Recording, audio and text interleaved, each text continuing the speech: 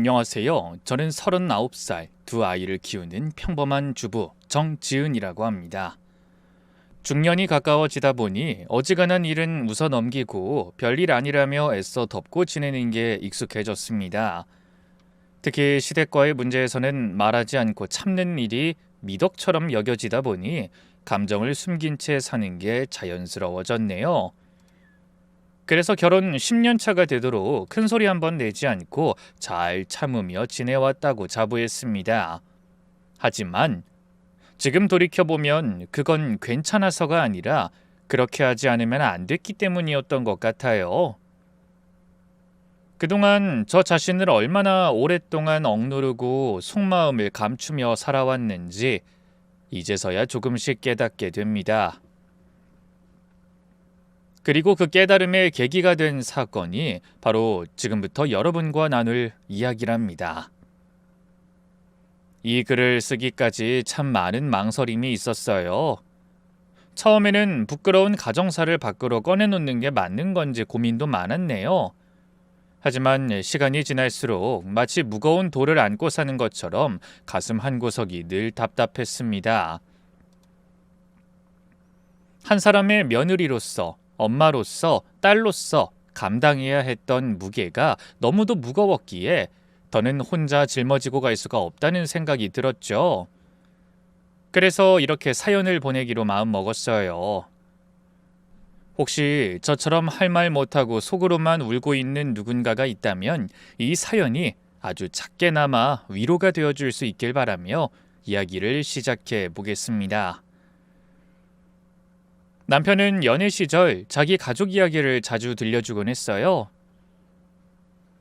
아버진 과묵하지만 자상한 분이고 어머니는 깔끔하고 단정한 성격이셔. 우리 부모님 두 분 다 무뚝뚝하지만 정은 많아. 저는 그 말을 고지고대로 믿었네요. 그러다 결혼을 약속하고 시댁에 첫 인사를 드리러 가게 됐습니다. 봄이 막 시작되려던 3월 초, 그날이 아직도 또렷하게 기억나네요.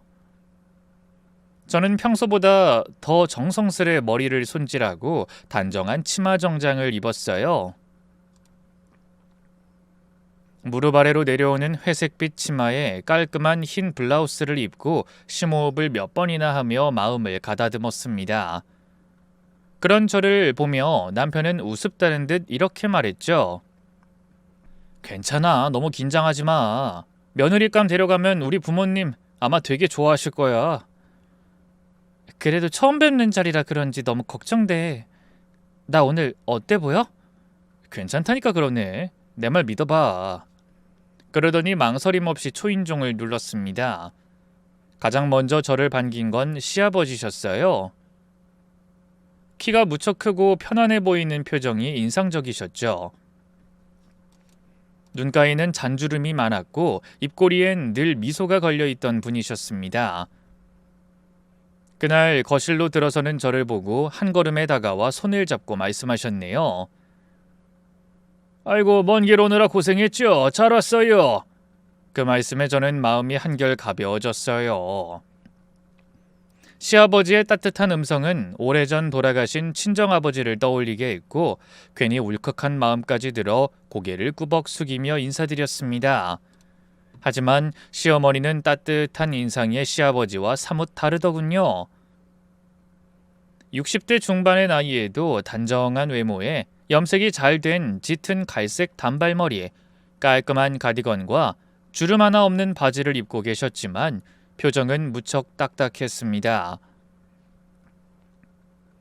시댁에 인사드리러 오는 애가 저런 치마를 입나? 좀 짧은 거 아니니?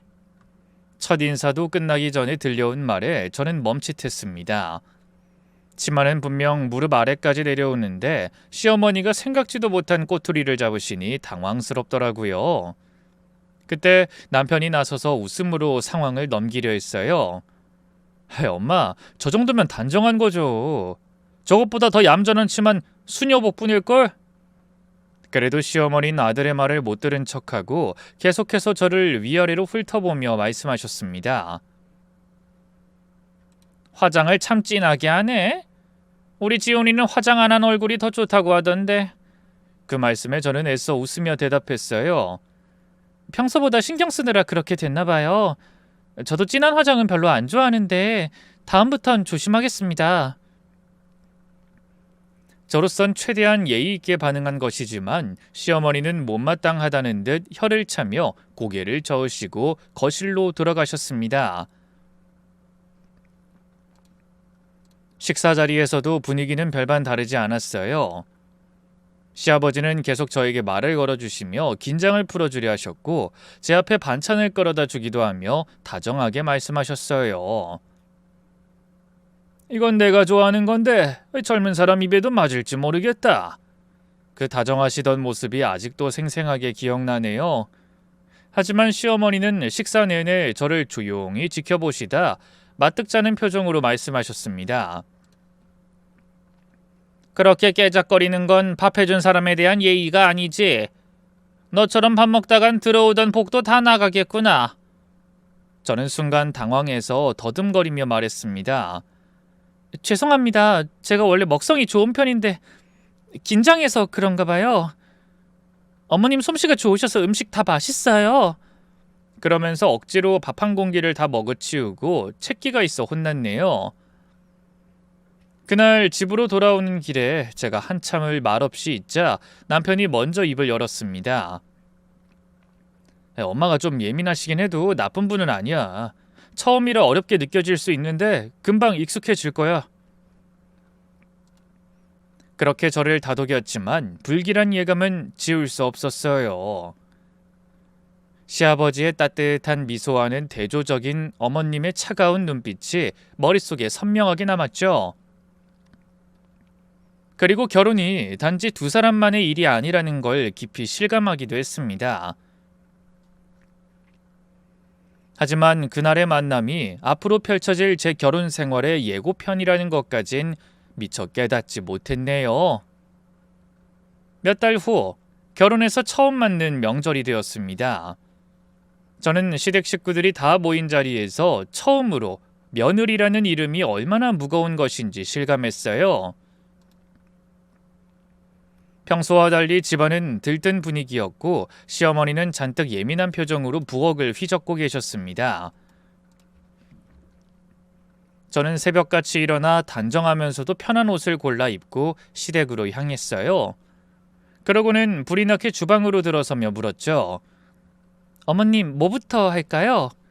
그러자 시어머니가 손에 들고 있던 나무 주걱을 내려놓으며 말씀하셨습니다. 아니, 넌 시집 온 게 언젠데 아직도 뭘 먼저 해야 할지 모르니? 이제 좀 알아서 척척해야지. 내가 일일이 알려줘야 움직일 거야? 순간 시어머니의 짜증스러운 타박에 깜짝 놀라 말문이 막혔습니다. 처음 맞는 명절이라 긴장해서 물은 것뿐인데 어머님은 마치 오래 참았던 불만을 쏟아내듯 날카롭게 쏘아붙이셨죠. 그때 명절 음식을 도와주러 온 작은 시누이가 저를 힐끗 쳐다보더니 눈짓으로 싱크대를 가리켰습니다. 죄송해요, 어머님. 제가 눈치가 없었네요. 그러고는 서둘러 설거지를 시작했습니다. 하지만 손은 바쁘게 움직이면서도 이 마음은 자꾸만 무거워졌어요. 솔직히 그런 일이 처음이 아니었거든요. 어머님은 평소에도 저의 작은 실수 하나하나까지 깐깐하게 지적하셨고 그럴 때마다 저는 세상 가장 멍청한 인간이 된 것 같아 자존감도 무너지고 자책하게 되더라고요. 오후가 되어서도 상황은 마찬가지였어요.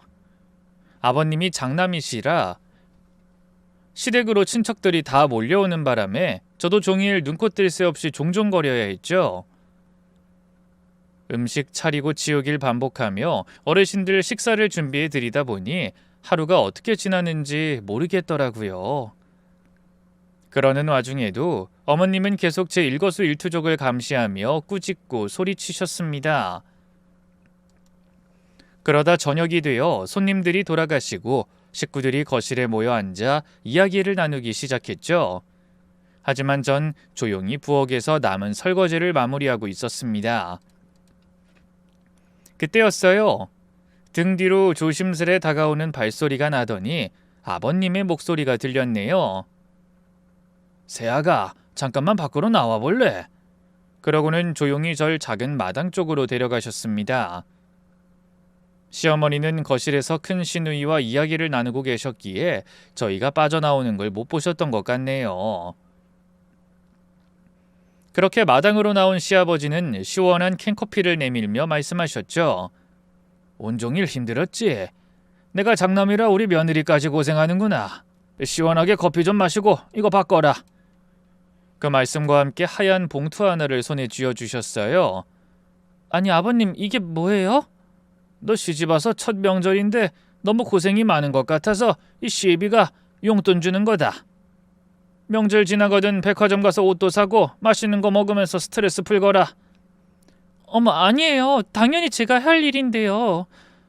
어머님이랑 아가씨들도 같이 했고요. 걔네야 어릴 때부터 해마다 했던 일이고 친정에 제사도 없다던 네가 우리 집에 시집와서 고생이지. 가뜩이나 힘든데 너희 시어머니까지 딱 붙어 잔소리하니 죽을 맛이지. 그 사람도 마음은 안 그런데 이 손님들 들이닥치니 조급해져서 그런 거다. 내가 대신 사과하마. 아버님.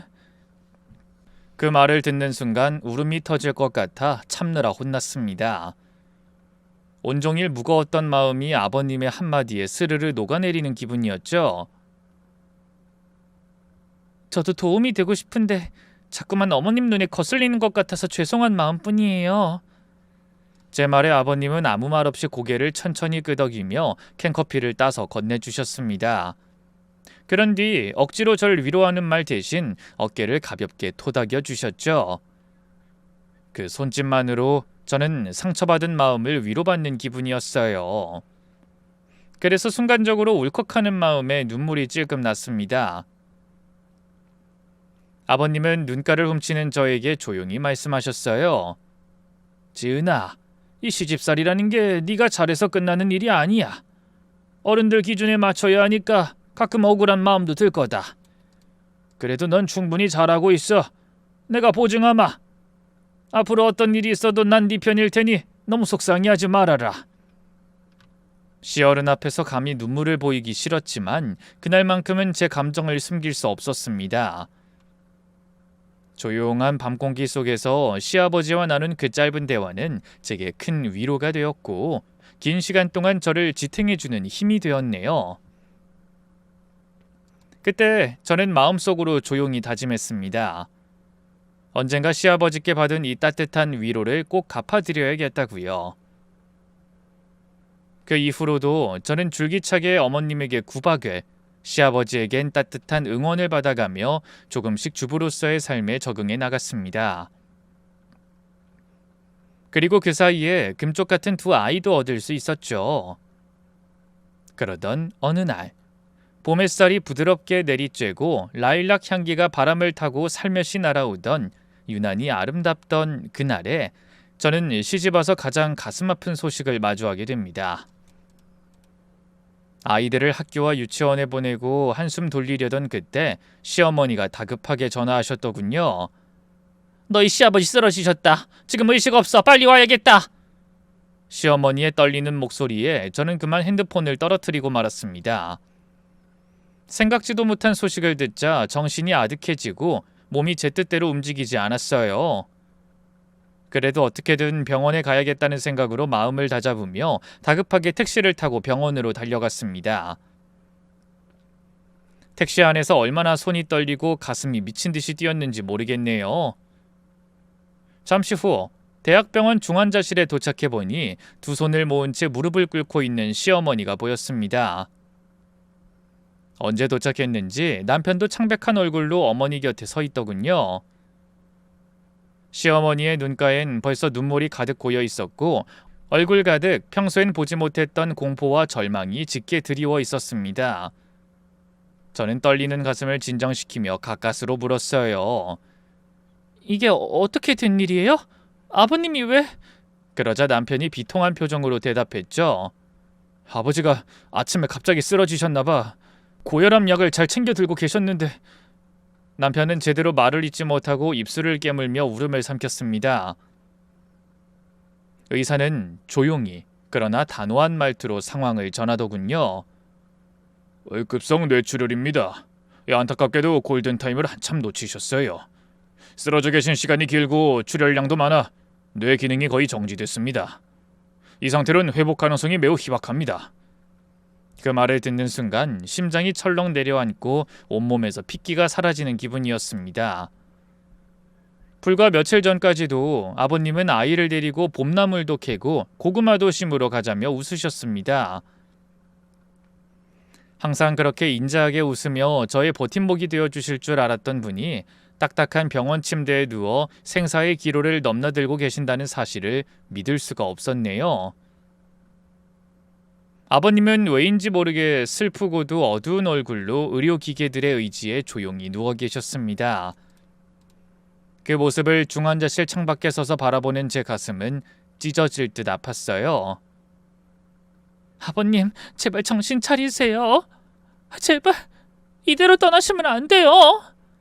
이미 두 시누이는 눈물을 펑펑 쏟으며 오열하고 있었고 남편도 제 목소리를 듣고 울음을 참기 위해 이를 악물며 버티는 것 같았죠.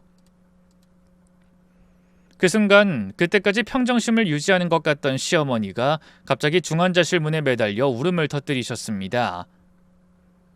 시어머니가 그렇게 통곡하시는 모습은 상상도 하지 못한 광경이었어요. 평소엔 단정하고 감정 표현이 거의 없던 시어머니였지만 그날만큼은 달랐습니다. 여보, 당신 이러면 안 돼. 나한테 인사 한마디도 없이 나 혼자 두고 가면 어떡해? 시어머니는 끝내 버티지 못하고 그대로 바닥에 주저앉더니 기절하듯 쓰러졌고 응급실로 실려가시기까지 했네요. 그 모습을 보며 저는 의아함의 말을 잃었습니다. 평소 까칠하고 강단 있던 시어머니가 한없이 무너져 내리는 모습에 아버님이 어머니에게 어떤 존재인지 그 마음이 느껴지는 듯 했죠. 아, 어머님도 그저 남편을 사랑하는 마음 여린 여자였을 뿐이구나 하는 생각이 들었네요. 그날 기절할 듯 슬퍼하시는 시어머니의 모습을 보며 의료진들까지 눈시울을 붉힐 정도였으니 그 슬픔이 어느 정도였을지 짐작이 되실 겁니다. 그래서 당시 어머니의 모습을 본 사람이라면 누구도 그 진심을 의심할 수 없었을 거예요. 하지만 가족들의 애타는 기도에도 불구하고 아버님은 끝내 눈을 뜨지 못한 채 저희의 곁을 떠나버리셨습니다. 얼마 후 오열 속에 마련된 빈소에 시아버지의 영정사진이 놓였어요. 아버님은 늘 그러셨듯 사진 속에서도 따뜻하게 웃고 계셨죠. 그 미소를 보자 갑자기 밀려드는 상실감에 저는 또 정신없이 눈물을 쏟아야 했습니다. 그러면서 아버님이 듣고 계시기라도 한 듯 울먹이며 말했네요. 아버님, 제가 너무 부족한 며느리였죠? 그래도 항상 진심으로 아껴주시고 따뜻하게 대해주셔서 정말 감사합니다. 제가 살아있는 한 그 사랑 절대 잊지 못할 거예요. 저는 부디 아버님이 제 마지막 인사를 듣고 떠나시길 빌고 또 빌었습니다. 하지만 이런 제 슬픔과는 비교도 안 되게 힘들어하시는 분이 계셨어요. 바로 장례식 내내 거의 제정신이 아닌 상태로 지내신 시어머니셨습니다. 어머님은 가까스로 조문객을 맞고 영정 앞에서 통곡하다 쓰러지길 반복하며 온 가족이 붙잡고 달래야 겨우 안정을 찾으시더군요. 그런 시어머니의 모습을 보며 저는 남편에게 속삭이듯 말했어요. 부부 사이는 정말 남들은 모르는 건가 봐. 어머님한텐 아버님이 전부였다는 걸 난 아버님이 떠나시고 나서야 알게 된 것 같아. 그러게, 아마 갑자기 떠나셔서 더 그런 걸 거야. 혈압이 높았지만 그동안 관리 잘해서 괜찮으신 줄 알았거든. 앞으로 어머님 더 잘 모셔야겠어. 그래야 하늘에서 지켜보시는 아버님이 안심하시겠지? 제 말에 남편도 조용히 고개를 끄덕이더군요. 저는 늘 무섭고 불편하기만 하던 시어머니가 그날 처음으로 안쓰럽다는 생각이 들었습니다. 아마 같은 슬픔을 가진 사람만이 느끼는 동질감 같은 것이었겠죠. 하지만 어머님의 그 깊은 슬픔과 오열 뒤에 놀라운 진실이 숨어 있다는 걸 알게 된 건 그로부터 몇 달 뒤였습니다. 그때의 충격은 시아버지를 잃은 슬픔보다 더 깊고 날카롭더군요. 그렇게 많은 이들의 눈물 속에 아버님이 떠나신 지 어느덧 일주기가 되었습니다.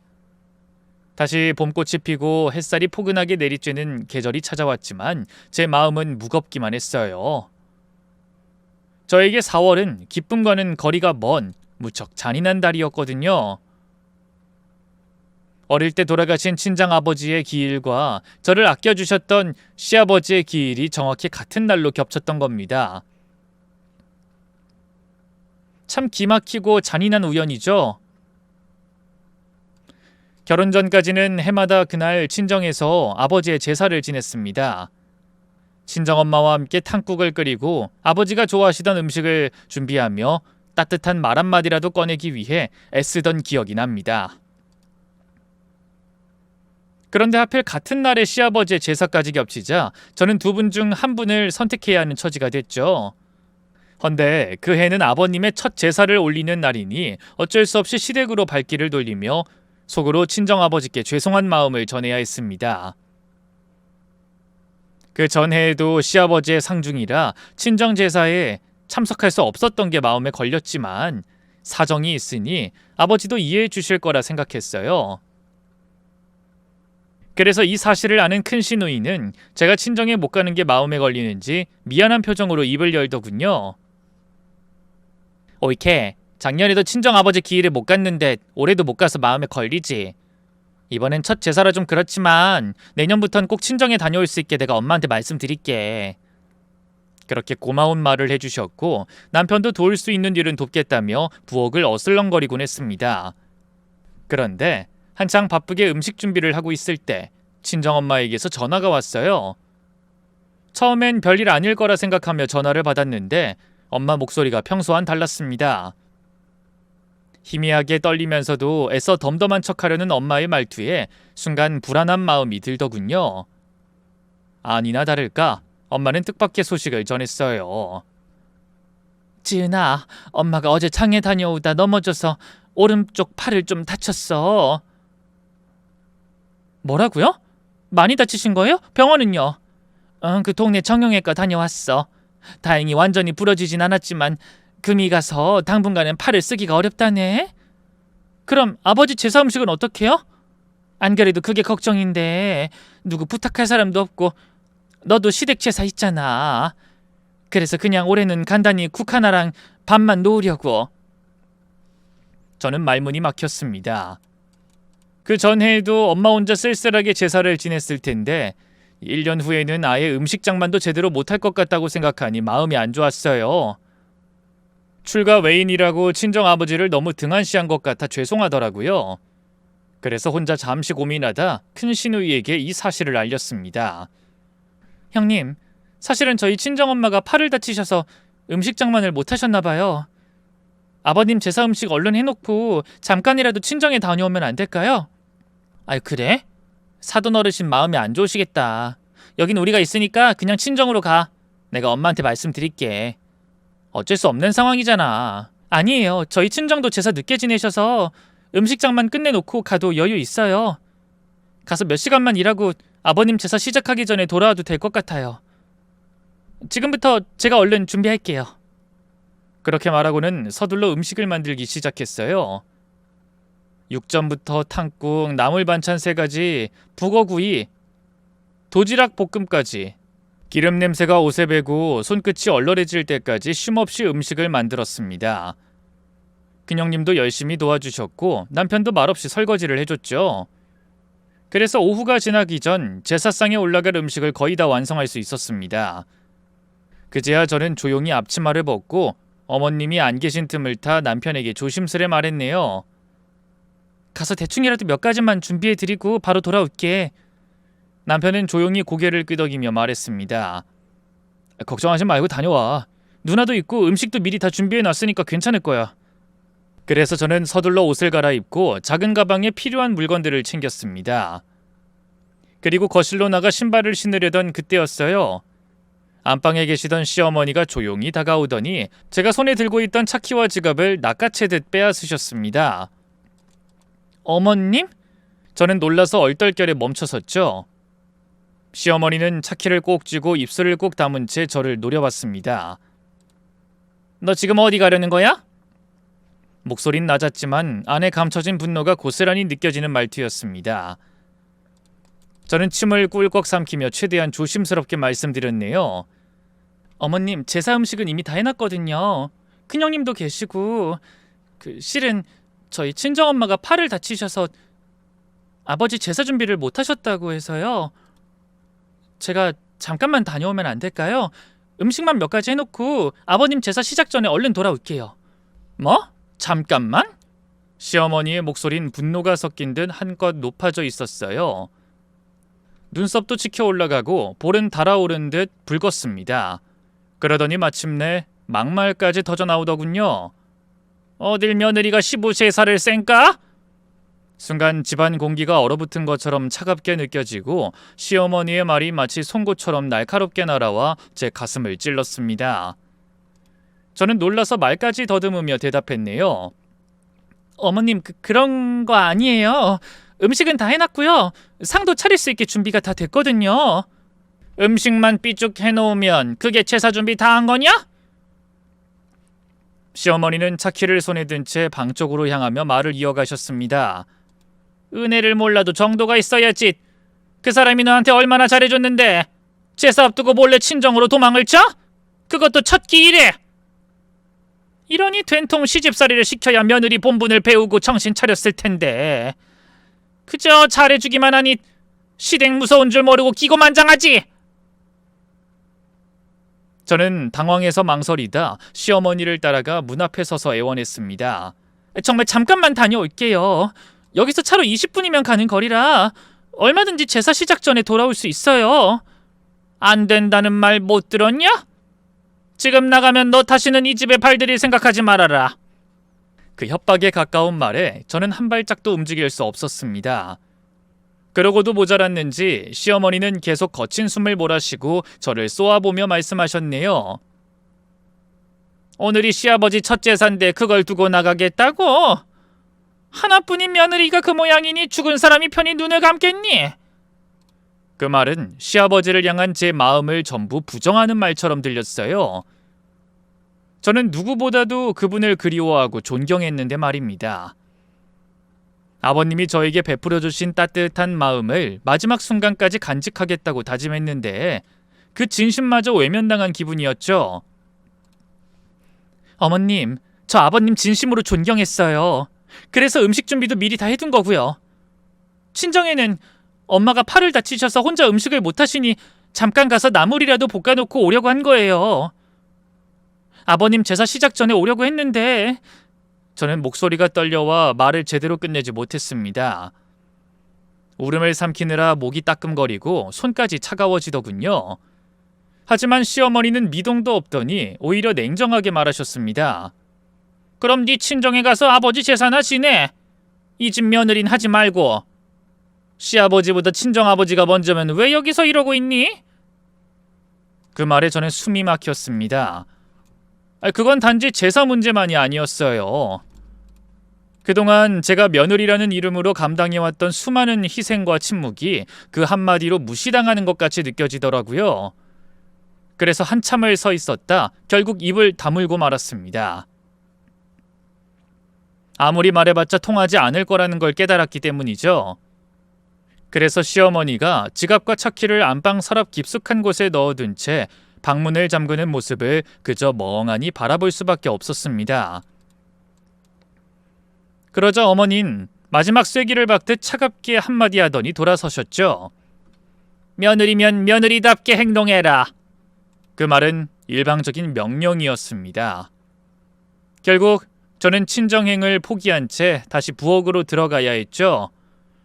그리고 말없이 제사에 사용할 용품들을 꺼내서 준비를 시작했습니다. 속은 썩어 문드러지는 것 같았지만 아무 말도 하지 않았죠. 어쨌든 그날은 돌아가신 아버님의 기일이니 정성스러운 마음으로 제사를 준비하기로 한 겁니다. 잠시 후 깔끔하게 상차림을 끝낸 저는 마지막으로 상에 올릴 물건을 꺼내기 위해 조용히 방으로 들어가 제가 가져온 가방을 열었습니다. 그 안에는 작은 상자가 들어있었고 상자를 열자 낡은 시계와 공책 그리고 작은 손수건 같은 것들이 보였죠. 그건 다름 아닌 그날의 주인공인 아버님이 사용하시던 유품들이었습니다. 저는 그 물건들을 바라보며 잠시 아버님에 대한 추억에 눈시울을 붉혔죠. 그러다 다시 마음을 가다듬고 밖으로 나갔어요. 상을 차리는 동안에도 어머님은 상차림 하나하나를 끊임없이 지적하셨고 계속 참고 있는 저를 시누이들이 불안한 시선으로 바라보는 것을 느낄 수 있었습니다. 하지만 그날 저는 반드시 해결해야 할 중요한 일이 있어 사소한 문제엔 화낼 여력조차 없었어요. 그래서 아무 말 없이 제사가 시작되는 것을 지켜봤네요. 남편이 정성껏 차려진 상 앞에서 정중하게 절을 올리자 곁에 선 시어머니가 아버님을 부르며 이야기를 시작하셨어요. 지훈 아버지, 오늘이 벌써 일주기네요. 편히 있는 거죠? 시어머니는 말끝을 흐리며 눈가를 닦았고 가족들 역시 말없이 숙연한 분위기를 유지했습니다. 그때 제가 조용히 앞으로 나가 주머니에서 작은 물건 하나를 꺼낸 뒤 상 가운데에 올렸죠. 그건 바로 시아버지가 생전 사용하시던 낡은 휴대폰이었습니다. 누가 보기에도 어울리지 않는 물건이었지만 그 상 위에 반드시 올라가야 할 물건이라고 전 확신했거든요. 그 순간 가족들의 시선이 모두 저를 향했습니다. 옳게, 그게 뭐야? 작은 형님이 조심스레 물었고 큰형님도 고개를 갸웃거리더니 남편은 말없이 절 바라보며 눈썹을 살짝 찌푸렸습니다. 시어머니도 절 노려보다 신경질적으로 물으셨죠. 저건 너희 시아버지 핸드폰 아니냐? 저는 고개를 끄덕였습니다. 네, 맞아요. 어머님이 버리라고 하신 아버님 유품 상자에 들어있던 거예요. 생전에 쓰시던 건데 오늘 저게 꼭 필요해서요. 핸드폰에 상에 올리는 경우가 어딨니? 그건 제사 예법에도 안 맞아. 얼른 치워라. 시어머니는 예민해진 목소리로 말했지만 저는 고개를 저으며 고집을 부렸습니다. 안 돼요. 여기 아버님이 저희한테 꼭 들려주시고 싶은 얘기가 들어있거든요. 저도 그걸 얼마 전에 알게 됐어요. 그 말에 시어머니가 미심쩍은 눈초리로 저를 노려보시더군요. 가족들은 눈치를 살피며 말없이 절 바라봤고 저는 상 앞에 조용히 앉은 채 깊은 숨을 들이마셨습니다. 그곳에 있던 가족 중 누구도 그 작은 물건이 1년간 감춰왔던 진실을 눈치채지 못하고 있었죠. 물론 진실이 밝혀지면 얼마나 어마어마한 후폭풍이 몰아칠지 예상하고 있는 것도 저 한 사람뿐이었습니다. 저는 두 손을 무릎 위에 올린 채 상 앞에 가만히 앉아 있었고 어색한 정적 속에서 작은 시누이가 저를 향해 다시 한번 물었습니다. 옳게, 아무리 그래도 제사상에 그런 전자기기를 올린다는 건 말이 안 되는 것 같아. 그러자 기다렸다는 듯 시어머니도 호통치셨어요. 그래, 뭐 제사가 장난이니? 좋게 말할 때 당장 치워라. 하지만 전 여전히 차분하게 대답했습니다. 장난 아니에요, 어머님. 지금 이 자리가 아니면 아버님께도 우리 모두에게도 영영 못 들려드릴 것 같아서요. 그러고는 떨리는 손을 뻗어 핸드폰의 녹음 파일 재생 버튼을 눌렀어요. 그 순간 핸드폰에서 그리운 한 남자의 음성이 흘러나왔습니다. 그건 분명 시아버지의 목소리였어요. 그리고 뒤이어 시어머니의 목소리도 들렸습니다. 처음에는 잔잔한 대화처럼 들리던 두 사람의 목소리가 이내 떨리기 시작했고 오가는 대화에 집안의 공기가 급속도로 빠르게 얼어붙어 버렸네요. 그 남자 누구야? 당신 지금까지 나한테 거짓말하고 그 새파랗게 어린 자식 만나러 다닌 거야? 갑자기 무슨 소리예요? 뭐가 거짓말이라고 이 난리야? 지난번에 부동산 김 사장하고 밥 먹으러 갔다가 당신이 옆 동네 모텔에서 젊은 남자랑 나오는 걸 내가 똑똑히 봤다고. 이래도 거짓말할 거야? 나한텐 노래교실 간다더니 모텔이 노래교실이야? 잠시 녹음 속에서 침묵이 흘렀습니다. 아마 아버님의 충격 발언에 시어머니가 말을 잇지 못하는 순간인 것 같았어요. 하지만 이내 정신을 차린 건지 시어머니가 대답했습니다. 근데 그때 어머님의 말투는 믿을 수 없을 만큼 냉정하고 뻔뻔하더군요. 그래, 만났다. 그래서 뭐 어쩌라고? 당신이 언제부터 내 일에 그렇게 관심 많았다고 갑자기 남편 노릇이야? 괜히 남 일에 신경 쓰지 말고 당신 앞가림이나 잘해. 남일이라니? 우린 부부야. 우리가 같이 산 세월이 얼만데 어떻게 그렇게 아무렇지 않게 말할 수가 있어? 당신이랑 사는 게 사는 거였어? 난 당신하고 말 섞는 것도 지겨웠어. 늙어서 남자 구실도 못하는 주제에 남편이랍시고 무게 잡고 잔소리나 늘어놓는 게 얼마나 꼴보기 싫은 줄 알아? 뭐야? 그 말 뒤로 아버님의 호흡이 조금씩 거칠어지는 소리가 들렸습니다. 그러더니 뭔가 문제가 생긴 듯 고통스럽게 말을 이어가셨죠. 그렇게 불만이 많았으면 말이라도 하지. 어떻게 그 어린 남자랑 그런 식으로 사람 뒤통수를 쳐? 자식들 보기 부끄럽지도 않아? 그만 좀 해. 어린 남자든 늙은 남자든 그게 당신하고 무슨 상관인데? 골골하면서 왜 이렇게 오래 버티는지도 지겨워 죽겠는데 꼬투리 하나 잡았으니 또 날 얼마나 괴롭힐지 벌써 지겹다 지겨워. 내가 당신한테 뭘 큰 거 바라고 살았어? 그저 사이좋게 늙어가는 거 그거 하나 바랬는데. 웃기시네. 난 아까운 시간 당신 옆에서 낭비할 생각 없으니까 당신은 빨리 재산이나 주고 먼저 갈 길 가. 평생 빨래해주고 밥해줬으면 나도 그럴 자격은 있잖아. 당신은 황천길 건너면 나도 홀가분하게 눈치 안 보고 돈 좀 마음대로 쓰면서 즐기다 죽어야 덜 억울하지. 누구 마음대로? 난 이 재산 당신한테 한 푼도 못 줘. 당신이 그 남자랑 바람 피우는 거 한순간에 유산은 내 자식들에게 다 돌아가도록 유언장 고쳐놨어. 당신이 돈 받으면 그 젊은 자식한테 다 퍼다 주겠지. 아, 그거? 내가 그럴 줄 알고 어제 금고에서 빼내서 다 찢어버렸어. 내가 그동안 당신 옆에서 개고생한 세월이 얼만데 그깟 종이 쪼가리로 내 돈을 뺏어간다는 거야? 뭐야? 당신 진짜 미쳤구나. 그 순간 녹음기 속에서 무언가 떨어지는 소리가 났습니다. 컵이 부딪히는 소리 같기도 했고 어쩌면 시아버지가 충격으로 물건을 놓친 것 같기도 했네요.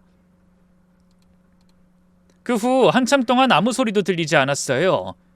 그저 아버님이 거친 숨을 내쉬는 소리만 들릴 뿐이었죠. 그러더니 다시 신음 섞인 목소리가 흘러나왔습니다. 여보, 나 머리가 깨질 것 같아. 너무 어지러. 구급차 좀 불러줘. 구급차는 무슨 또 엄살이지? 지겨운 영감탱이. 죽으려면 사람 귀찮게 하지 말고 그냥 빨리 죽어버려. 그러고는 둔탁한 발자국 소리가 들리더니 이내 거칠게 문 닫히는 소리가 들렸습니다. 그리고 이어지는 정적, 그 정적 끝에 아버님의 고통스러운 신음소리가 들리는 듯 싶더니 이내 녹음이 끊어졌습니다. 그 소리가 끝나는 순간 집안은 온통 충격과 공포에 휩싸여 어느 누구도 먼저 입을 열지 못했어요. 시누이들은 입을 틀어막았고 남편은 숨조차 제대로 쉬지 못한 채 눈동자가 흔들리고 있었습니다. 그리고 시어머니는 마치 온몸에서 피가 빠져나간 듯 하얗게 질린 얼굴로 바닥에 주저앉더니 갑자기 미친 듯이 소리치기 시작하더군요. 저건 조작이야. 지은이가 전부 꾸며낸 거라고. 내가 친정아버지 제사에 못 가게 했다고 저런 식으로 복수하려는 거라니까. 하지만 남편은 그 말을 무시한 채 절 보며 물었습니다. 당신 이게 어떻게 된 거야? 저거 아버지 목소리가 틀림없는 거지? 저는 고개를 끄덕이며 말했어요. 아버님 핸드폰 안에 저장돼 있던 거야. 녹음 시간은 돌아가시기 몇 시간 전이고. 제 대답을 듣더니 또 시어머니가 발작하듯 소리쳤습니다. 거짓말이야. 저건 조작이야. 절대 아니야. 아버지가 그런 걸 남겼을 리가 없다고. 그러더니 갑자기 귀를 막고 숨을 헐떡이기 시작했죠. 입술은 달달 떨리고 있었지만 입에서는 어떤 말도 나오지 않았습니다. 그런 어머님을 내버려둔 채 남편이 조용히 절 불렀어요. 지은아, 자세히 말해봐. 이게 도대체 어떻게 된 일이야? 남편의 눈빛은 혼란과 충격으로 가득 차 있었고 저는 그 눈을 똑바로 바라보며 힘줘 대답했습니다. 어떻게 이 마지막 순간이 녹음된 건지는 알 수 없지만 비밀을 밝히는 게 내가 아버님을 위해 마지막으로 할 수 있는 일이라고 생각했어. 아버님은 어머님의 부정을 증거로 남기고 싶어서 녹음을 시작하셨겠지만 그게 아버님 생전의 마지막 기록이 될 거라고는 생각 못 하셨겠지. 당신은 이 엄청난 일을 지금까지 왜 숨기고 있었던 거야? 사실 나도 아버님 빈소에서 어머님의 수상한 행동을 본 적이 있긴 해. 근데 그땐 혹시나 내가 착각한 게 아닐까 의심만 했었어. 그러다 며칠 전부터 기일이 다가오니 아버님 생각이 많이 나더라. 그래서 상자에 담아둔 유품을 만지작거리다 이 핸드폰 녹음 파일을 발견한 거야. 작년에 유품 정리하고 어머님이 나한테 내다 버리라고 했던 것들인데 차마 버릴 수가 없어서 몰래 가지고 있었거든. 그러면서 아버님의 빈소에서 있었던 일과 처음 녹음 파일을 들었을 때의 충격적인 순간을 털어놨습니다. 아버님의 장례식을 치르는 동안 저는 상복을 입은 채 숨죽여 울기만 했어요. 어머님도 영정사진 앞에서 연신 흐느끼셨고 손수건으로 눈물을 닦아내며 애타게 아버님을 부르셨죠.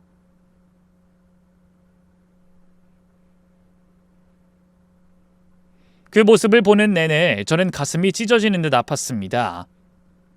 한평생을 함께해온 부부의 마지막 작별이 너무나 슬프게 다가왔거든요. 시누이들도 저희 남편도 모두 조용히 슬픔을 함께 나눴고 그 시간만큼은 누구도 감정을 숨기지 않았습니다. 그런데 그날 저녁, 저는 믿을 수 없는 장면을 목격하게 됩니다. 물을 마시러 복도 끝에 있는 정수기 쪽으로 걸어가는데 여자 화장실 근처에서 귀에 익은 목소리가 조그맣게 속삭이는 소리가 들린 거예요. 자기 왜 이제 전화했어? 어? 아, 나? 지금 장례식장이지. 아유, 며칠만 참아. 다 마치고 나서 신나게 파티하지 뭐? 이제 눈치 볼 것도 없고 여행도 마음껏 다닐 수 있어. 그럼 알턴이가 10개 빠져도 이보다 후련할 순 없을걸? 그러면서 깔깔거리고 웃기까지 했습니다. 저는 순간적으로 숨이 턱 막히는 기분이었어요. 너무도 귀에 익은 목소리였지만 통화 내용이 상상 이상으로 충격적이라 반드시 얼굴을 확인해야겠다고 생각했죠. 그래서 본능적으로 발걸음을 멈추고 벽에 숨어서 안에서 사람이 나오길 기다렸습니다. 그런데 역시나 화장실 문이 열리고 나오는 사람은 다름 아닌 어머님이셨죠. 손에는 핸드폰을 쥐고 얼굴엔 조금 전 영정 앞에서 보여주던 눈물은 흔적조차 없이 입가에 살짝 웃음기까지 남아 있었습니다. 저는 그 자리에 얼어붙은 듯 서 있었어요. 너무나 혼란스러워 머릿속이 텅 빈 것 같았죠.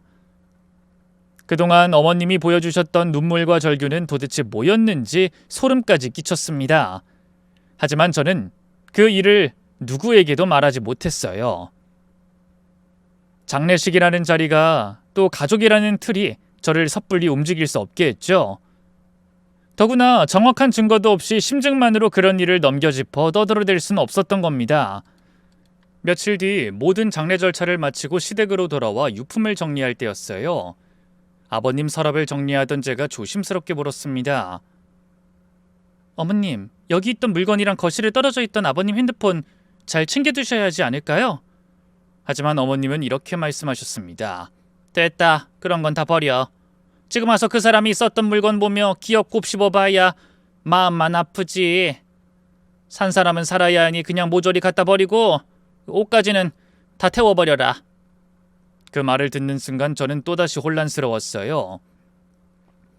며칠 전까지만 해도 영정 앞에서 기절할 듯 우시던 분이셨는데 며칠 만에 아버님이 남기신 물건을 모두 내다 버리라고 말씀하시니 이상한 기분이 들었죠.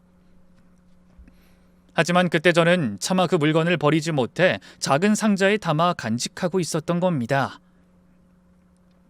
그러다 기일을 앞두고 아버님 생각이 나서 그 상자를 열어봤다가 기야 말 진실을 알게 된 거예요.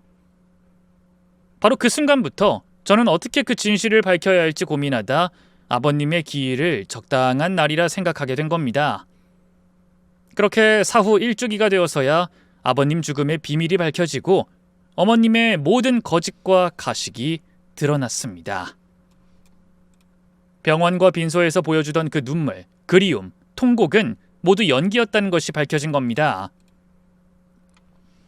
시어머니는 고통스러워하는 남편을 내버려 둔 채 문을 닫고 나가 돌아오진 않았죠. 그 문이 닫히는 순간 시아버지의 삶도 끝나버린 겁니다. 제가 구구절절 그간의 사연을 털어놓자 그 누구도 저와 눈을 마주치지 못했어요. 큰 시누이는 손으로 얼굴을 감싼 채 몸을 떨고 있었고 작은 시누이는 거실 소파에 털썩 주저앉아 버렸네요. 마지막으로 저희 남편은 핏기 없는 얼굴로 아버님의 핸드폰을 바라보다 천천히 시어머니 쪽으로 시선을 돌리며 말했습니다. 엄마, 진짜야? 하지만 시어머니는 아무 말이 없었네요. 그러자 남편이 목소리를 높이며 재차 물었습니다. 아버지가 그렇게 엄마한테 매달렸는데 엄마는 어떻게 죽어가는 아버지를 놔두고 나가버릴 수가 있어요? 남편의 목소리는 점점 높아졌고 결국 작은 시누이도 벌떡 일어나 고함을 질렀습니다. 엄마가 어떻게 그럴 수 있어? 아버지가 돌아가신 게 그냥 갑작스러운 뇌출혈인 줄 알았는데 그게 아니었던 거야? 설마 아닐 거야. 그치 엄마? 그때 엄마가 구급차만 불러줬어도 아버진 돌아가시지 않았을 수도 있잖아. 그걸 알면서도 어떻게 그럴 수가 있어? 큰 시누이는 미친 듯이 소리치며 따지고 들었어요. 그 목소리엔 처절한 분노와 실망 그리고 슬픔이 뒤섞여 있었습니다. 하지만 어머님은 무릎을 웅크리고 고개 숙인 채로 말이 없었죠. 그렇게 지옥 같은 밤이 지났습니다. 무슨 정신으로 아이들을 챙겼는지도 모르게 시간이 지나 아침이 밝았더군요. 며칠 뒤 저와 남편 그리고 시누이들은 함께 법률사무소를 찾았습니다. 유산 상속 자격 박탈을 위한 정식 소송을 제기하기 위해서였죠. 변호사는 자료들을 꼼꼼히 살펴본 뒤 이렇게 말했습니다. 녹음 파일에 담긴 내용이 사실이라면 고인의 사망을 예견하고도 도움을 거부한 사실, 그리고 유언장을 폐기한 행위는 민법상 상속 결격 사유에 해당합니다. 그 말에 저희는 일제히 고개를 끄덕였습니다. 감정에만 매달릴 게 아니라 법적으로도 어머님께 벌을 드려야 한다고 형제끼리 뜻을 모았거든요. 그리고 그게 아버님의 유지기도 했고요. 몇 개월 후 마침내 판결이 내려졌습니다. 피고는 고인의 건강 상태가 위급함을 인지하고도 구조 요청을 무시하였으며 유언장을 고의로 폐기하여 유산 분할을 방해했습니다. 이에 따라 피고는 민법에 따른 상속 결격자로 판단되며 고인의 재산은 피고를 제외한 상속자들에게만 분배함이 타당합니다. 그날 어머님은 법정에서 아무 말도 하지 않으셨습니다. 판결문이 낭독되는 동안에도 끝까지 고개를 들지 않고 자식들도 더는 어머니를 부르지 않았네요. 그리고 또 몇 달이 지났지만 연락이 끊어진 어머님이 어디로 향하셨는진 아무도 몰랐습니다. 시누이들도 남편도 그 누구도 어머니를 찾지 않았거든요. 그러던 어느 날 우연히 만난 지인이 사진 한 장을 보여주며 물었습니다.